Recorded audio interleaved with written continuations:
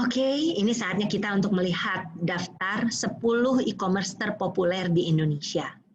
Kita lihat ya, yang pasti sebetulnya e-commerce di Indonesia pun udah hidup agak lama. Ada yang jatuh bangun, ada yang sudah mati, ada yang masih ada survive ya. Nah, kalau dalam menurut data terakhir ini tahun 2019 ya, berdasarkan jumlah kunjungan dalam satu tahun, ini adalah e-commerce top 10 ya. Jadi Tokopedia itu paling luar biasa, dia 1,2 miliar kunjungan ya.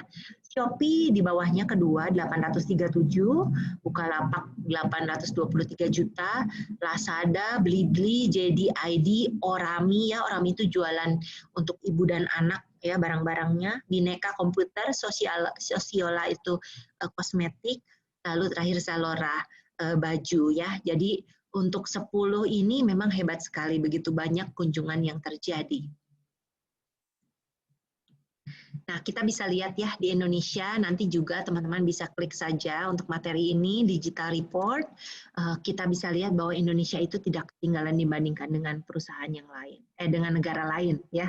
Kita lihat bahwa ternyata aktif sekali orang-orang Indonesia, ini dari usia 16 sampai 64 tahun ya. 93% mencari barangnya online. 90% kemudian mengunjungi retail store online. Lalu yang membeli 88%, wow tinggi sekali ya. Kemudian melalui laptop atau desktop itu 25%, sedangkan mobile device 80%. Jadi kalau lihat statistik ini berarti yang mana yang paling berpotensi? Apalagi kalau bukan mobile device ya. Ya saya rasa wajar sekali. Saya sendiri sebagai seorang pengguna mobile phone, itu saya rasanya pegang handphone itu bisa sampai 12 jam lah sehari gitu ya, setengah harinya ya kalau dipikir-pikir. Kadang-kadang saya lepasin, cuman saya agak banyak melihat karena melihat apa sih pesan-pesan dari teman-teman, kemudian juga menyangkut pekerjaan, semuanya harus saya cek. Nah, Indonesia sendiri bahkan pada tahun 2014 saja sudah menjadi pasar e-commerce yang terbesar ya. Nah, jadi ini memang datanya agak lama, tapi saya yakin bahkan sekarang pun tidak kalah jauhnya. Mengapa? Karena Indonesia itu sangat senang dengan handphone ya, dan mereka dengan mobile phone itu mereka menjadi senang berbelanja melalui media ini. Oke. Fase-fase yang dilalui oleh e-commerce. Nah, sekarang kita akan berbicara tentang history atau sejarah dari e-commerce itu sendiri. Jadi, kalau kita flashback, e-commerce itu dimulai dengan sekitar tahun 94-95, di mana terdapat Amazon.com. Ya, mereka pertamanya jualan buku, sekarang sih udah jual segala macam. Nah, ada fase yaitu inovasi, konsolidasi, dan reinvention. Marilah kita lihat ya, apa sih inovasi itu? Inovasi itu memang tahun awal e-commerce, sekitar tahun 1995 sampai 2000 ya, di mana itu periodenya itu cukup solid dan signifikan, bisnis juga bermunculan ya, dan pertumbuhan pendapat signifikan dan penggunaan pelanggan juga memang terus meningkat, tapi masih rendah keuntungan marginnya. Nah, kalau kita lihat dari sini, itu kapan sih untuk yang invention itu tahun 95 ke 2000.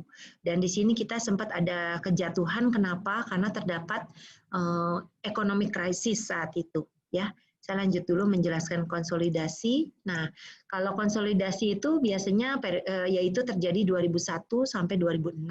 Dan di masa-masa ini, bisnis yang memasuki e-commerce itu sudah memantapkan proses internal, tidak lagi invest besar-besaran pada teknologi.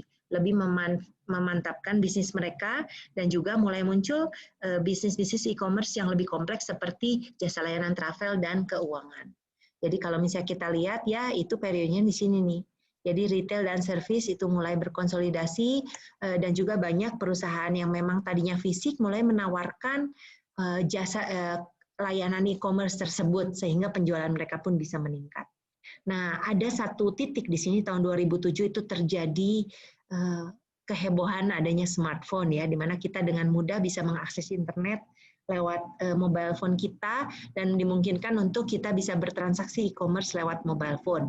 Dan ini kalau bisa lihat ke sebelah kanan, begitu banyak yang terjadi ya di sini, bahwa terjadi lompatan yang luar biasa untuk retail. Kalau untuk jasa masih agak lebih flat, konten juga sudah mulai menjadi sesuatu yang bisa diperjualbelikan ya. Itu menarik sekali ya sebetulnya menurut saya. Jadi kita lihat penjelasan reinvention, e-commerce memasuki periode penemuan kembali tahun 2007 dengan adanya platform digital seluler, jaringan sosial, dan aplikasi web 2 ya.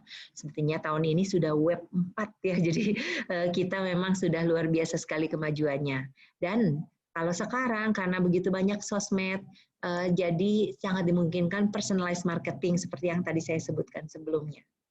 Saya step back sedikit, kita lihat di sini ya, perbandingan dari evolusi dari e-commerce ya. Tahun 95 ke 2000, ini invention, ini konsolidasi dan reinvention. Bisa dilihat di sini perbandingannya ya.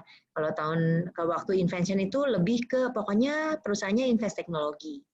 Kalau konsolidasi itu berarti mereka berusaha memantapkan si proses bisnisnya, nggak terlalu banyak invest di teknologi. Nah, reinvention itu dengan adanya mobile teknologi berarti sekarang bisa pakai social, local, dan mobile e-commerce. Ini pada penekannya pada pertumbuhan revenue. Kalau di konsolidasi itu kita menekankan pada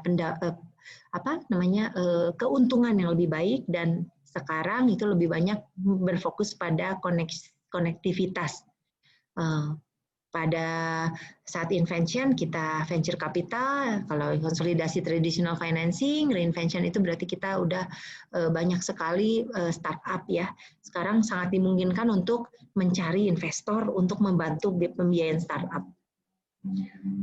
Waktu dulu belum ada pengaturan, tentunya regulasi baru terjadi sekitar masa konsolidasi. Kalau sekarang sudah government sudah lebih menunjukkan giginya ya, karena memang karena banyak penipuan dan sebagainya, sekarang government sangat peduli dengan e-commerce. Dulu itu lebih entrepreneurial, waktu konsolidasi itu lebih banyak perusahaan besar ya yang berkecimpung di e-commerce. Kalau sekarang ya itu perusahaan kecil-kecil UMKM di Indonesia apalagi ya banyak sekali ya. Kalau dulu ini ada invention itu disintermediasi, berarti terjadi pemutusan rantai gitu ya saya bilangnya. Jadi kalau biasanya urutannya dari pabrik kemudian ke wholesaler, kemudian ke retailer, ke toko, baru ke konsumen, ini sangat dimungkinkan dari distributor langsung ke konsumen, atau dari pabrik malah bisa langsung ke konsumen ya kalau sekarang. Oke, waktu konsolidasi itu memperkuat intermediari atau pihak perantara. Kalau sekarang sih wah udah langsung banyak yang lebih ke direct gitu ya. Waktu invention ini perfect market, kalau konsolidasi imperfect market karena habis crash ya di sini. Dan kalau reinvention berarti kita semakin banyak kelanjutan dari online market yang tidak sempurna, tapi kita selalu berusaha memperbaikinya terus. Dulu pure online strategis, makanya waktu di awal itu yang pure banget tuh contohnya kayak Amazon ya. Amazon tuh nggak punya toko fisik sama sekali ya. Sekarang sih juga ada ya kayak Tokopedia, tapi sebetulnya dulu itu sesuatu yang luar biasa baru. Nah kalau yang di tengah-tengah ini lebih banyak brick and click, itu maksudnya brick-nya itu ada bangunannya, ada toko fisiknya, kliknya itu berarti online-nya ya. Jadi kalau zaman waktu konsolidasi itu memang banyak banyak perusahaan yang tadinya jualan tradisional terus menjadi meng-online-kan. Nah, kalau sekarang udah mulai kembali pengennya online strategis, karena apalagi ini sekarang COVID pandemik ya, saya yakin semakin banyak saja ya. Bahkan sekarang kebalik, keberadaan toko itu cuman kalau perlu aja gitu ya, seperti itu. Waktu invention ini ada first mover advantage, waktu konsolidasi ini follower yang lebih untung. Kalau sekarang reinvention itu first mover memang bisa cepat sekali, tapi ya sebenarnya waktunya cukup singkat ya, jadi kita nggak boleh terlambat kalau mau betul-betul serius untuk melakukan investasi bisnis.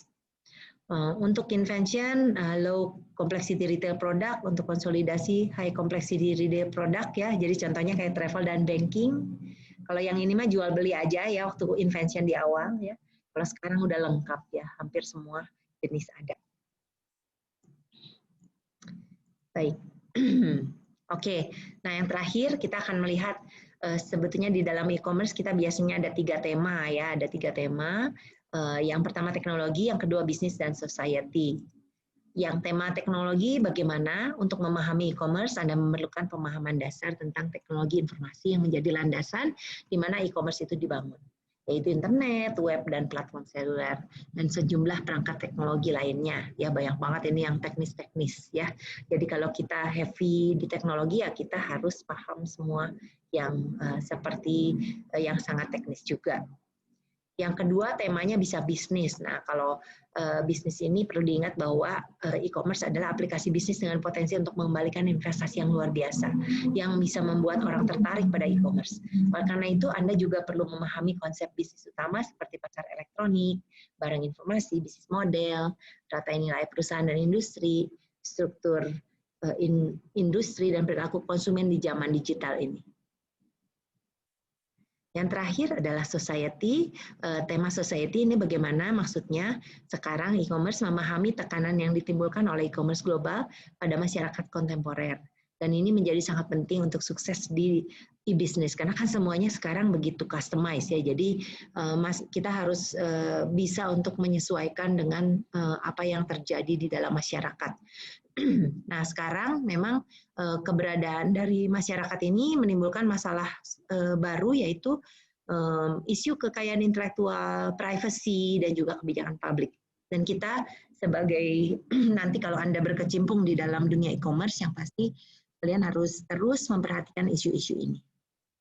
Oke, baik. Terima kasih.